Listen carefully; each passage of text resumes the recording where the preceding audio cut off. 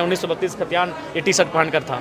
RIMS 2 आज इस राज्य की ज़रूरत है, रिम्स 3, रिम्स 5 आज राज्य की ज़रूरत है। सूर्या हंसदा इनकाउंटर की सीबीआई जांच की मांग सामने आई।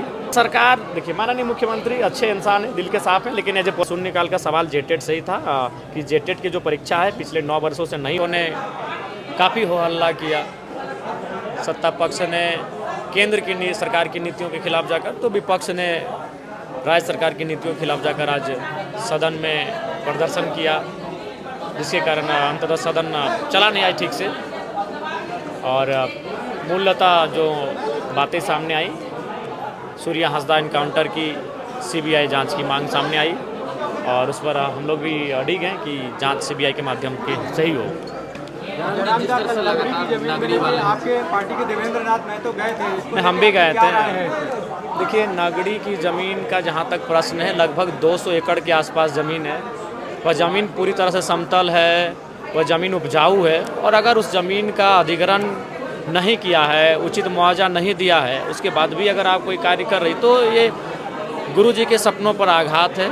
झारखंड की जो आधार है, जल जमीन जंगल, उस आधार पर आघात है कि आप यहाँ के जंगल को नहीं बचा पा रहे, यहाँ की ज़मीन को नहीं बचा पा रहे। देखिए, योजना परियोजना का कोई विरोधी नहीं है। रिम्स 2 आज इस राज्य की ज़रूरत है, रिम्स 3, रिम्स 5 आज राज्य की ज़रूरत है, लेकिन सवाल है ज़मीन जबरन ना लिया जाए। ज़मीन का अधिग्रहण सिस्टमेटिक तरीके से हो, जो भूमि अधिग्रहण अधिनियम 2013 का कानून कहता है, जो LAAR पॉलिसी के तहत जो सुविधाएं होनी चाहिए, उन सुविधाओं के साथ भूमि का अधिग्रहण करे। कोई विरोध क्यों करेगा? हंसते हुए कोई ज़मीन देगा, लेकिन आप औने पौने दाम में आप बोलेंगे कि आज हमने 50 साल पहले अधिग्रहण कर लिया है 30 रुपया 40 रुपया डिसमिल में, तो ये बहुत सारी चीज़ें ऐसी आती हैं जो कि तार्किक नहीं है। तो उस हिसाब से अगर सरकार के पास दस्तावेज हैं अधिग्रहण का, तो दस्तावेज को कोर्ट के माध्यम से या फिर किसी माध्यम से वो प्रस्तुत करें और दस्तावेज को दिखाएं कि जब अधिग्रहण किया जा रहा था रेतों का हस्ताक्षर है कि नहीं, उनका किसी प्रकार की रजामंदी या सहमति है कि नहीं, तो दस्तावेज लेकर बात करनी चाहिए, बहस करनी चाहिए। और जो भी नगरी के जो ग्रामीण हैं, उनके 5, 7 या 9 प्रतिनिधि मंडल को सरकार को बुलाना चाहिए और बैठ के बात करनी चाहिए। इरफान अंसारी लगातार अभी भी कह रहे हैं कि रिम्स 2 नहीं बने, नहीं वहाँ नहीं बने रिम्स 2 अगर इरफान अंसारी जी बनाना चाहते तो हम लोग थोड़ी विरोधी हैं। प्रत्येक दिन हम लोग को भी 10 से 15 बीमारियों का समस्या सुनना पड़ता है। तमाम डॉक्टर से फ़ोन में टेलीफोनिक बात करनी पड़ती है। कई जगह 10,000, 5,000, 20,000, 25,000 रुपये बिल माफ़ करने के लिए फ़ोन करना पड़ता है। तो स्वास्थ्य की समस्याएं आज नंबर 1 पर है इस राज्य में। तो रिम्स 2, 3, 4, 5 सब बने, लेकिन नगरी जो विवादित हो रही है, जहाँ के लोग रजामंदी नहीं है दे रहे हैं, तो वहाँ पुनर्विचार करने की आवश्यकता है। आप सुझाव दीजिए ना कोई जगह, आप बोलेंगे तो हम दे देंगे बहुत सारे। लेकिन देखिए, जैसे हम सुबह ही बात कर रहे थे एक मंत्री जी से, तो बोला कि नहीं, तुम जो जगह का सुझाव दे रहे हो वो खूंटी में है। खूंटी में सुबह ही हमारे पास एक एप्लीकेशन आया कि विधायक जी बहुत सारा विवाद चल रहा है, तो हमारे वहाँ 400 एकड़ जमीन का अधिग्रहण है, 400 एकड़ जमीन है, तो वहाँ बनाया जाए, यहाँ से 20 किलोमीटर है। कहा नहीं, रिम्स 2 तो खैर राजधानी में ही बनेगा। तो हमें लगता है कि अगर देखने जाए तो बहुत सारी ऐसी ज़मीनें पड़ी हैं जहाँ पर आप इस काम को कर सकते हैं। दादा 1932 का टी शर्ट पहन के आए, काफी लंबे समय के बाद जो 1932 की तस्वीर विधानसभा में देखिए, इस बार हमको लगा कि बोलने का, देखिए सबसे पहला बात है कि आप जब सदन में आते हैं तो कई तरीके से आप अपने आवाज़ को रखते हैं, या तो बोल के रखते हैं, या तो लिख के रखते हैं, या तो सांकेतिक रखते हैं, या तो शब्दों से रखते हैं। तो इस बार हमें लगा कि शायद इस बार बोलने का अवसर नहीं मिलेगा। सदन बाधित होने का संभावना पहले से था, और मात्र 2 दिन का सत्र बचा, जिसमें एक दिन तो गैर सरकारी संकल्प चला जाएगा, एक दिन बचा है। तो एक दिन में हम स्थान नीति पे बहस करें, नियोजन नीति पे करें, विस्थापन नीति पे करें, कृषि नीति पे करें, या किस विषय पे बहस करें, वो मैंने कम समय बचा है। इसलिए मैंने कहा कि कभी कभी शब्दों से, कभी कभी लेखों से, कभी कभी लेखन से भी अपने संदेश को बताना चाहिए। इसलिए आज पूरे सदन में मैं 1932 खतियान ये टी शर्ट पहनकर था।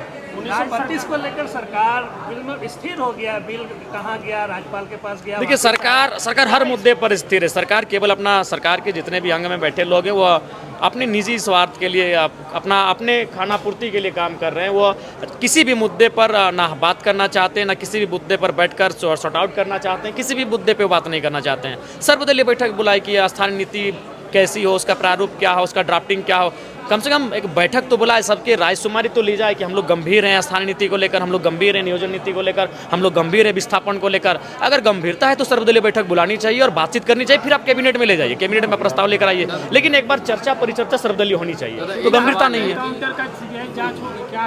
देखिए, अब राज्य सरकार तो बहुत ही अकड़ के है उसमें। राज्य सरकार उल्टा एक वरिष्ठ नेता उनको अपराधी बना रहे हैं। अरे भाई, अगर ऐसे अपराधी बोलने गए हैं मात्र केस हो जाने से तो राज्य के तमाम आंदोलनकारियों को आप अपराधी की लिस्ट में ला के खड़ा कर देंगे, तो वो तो बचना चाह रही है, उल्टा हुआ उनको अपराधी घोषित करने में लगी हुई है। दादा क्या लगता है सूर्या हांसदा के मामले पे, नगरी जमीन के मामले पे या फिर 1932 के खतियान मामले, सरकार की नीयत क्या लगे? देखिए सरकार, देखिए माननीय मुख्यमंत्री अच्छे इंसान हैं, दिल के साफ हैं, लेकिन एज ए पॉलिटिशियन उनका विजन बिल्कुल भी नहीं है।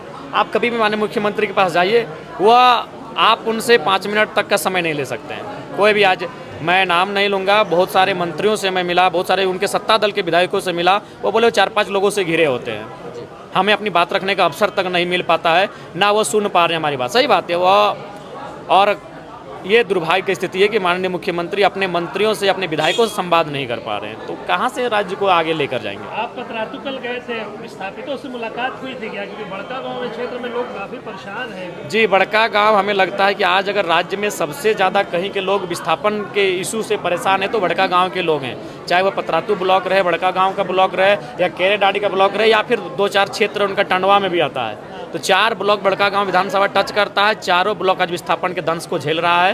और मुझे लगता है कि आज सरकार को विस्थापन में तो कम से कम खुलकर बात करनी चाहिए, खुलकर नीति बनानी चाहिए, और इस दर्द पर विराम महलम लगाना चाहिए। दादा कल नगरी में जो है जेल के नेत्री ने कहा है कि इरफान अंसारी को घर में घुस के मारेंगे अगर हमारे लोगों को धमकाइएगा तो, क्या कहेंगे? देखिए, अगर ऐसा आवेश में कहा है तो उसके लिए हम लोग खेद प्रकट करते हैं कि आवेश में वो एक माननीय मंत्री हैं, और अगर आवेश में ऐसा चूँकि होता है, जनरली जो लोग आंदोलन से जुड़े होते हैं कभी कभी कुछ शब्द ऐसे आते हैं जो थोड़ा सा लगते हैं, लेकिन वो है केवल उस परिस्थिति की देन है, ऐसा नहीं कि उनके बारे में किसी का वैसा भाव है। अगर कभी कभी आंदोलन में काउंटर शब्द आते हैं। दादा जेटेट के छात्र लगातार, जी, आज मेरा वही सवाल था, आज जो मेरा शून्यकाल था जो बाधित हो गया, मेरे शून्यकाल का सवाल जेटेट से ही था कि जेटेट की जो परीक्षा है पिछले 9 वर्षों से नहीं हुई है, परीक्षा ली जाए। ये मेरे जेटेट में आज मुद्दा था, लेकिन नहीं पाया।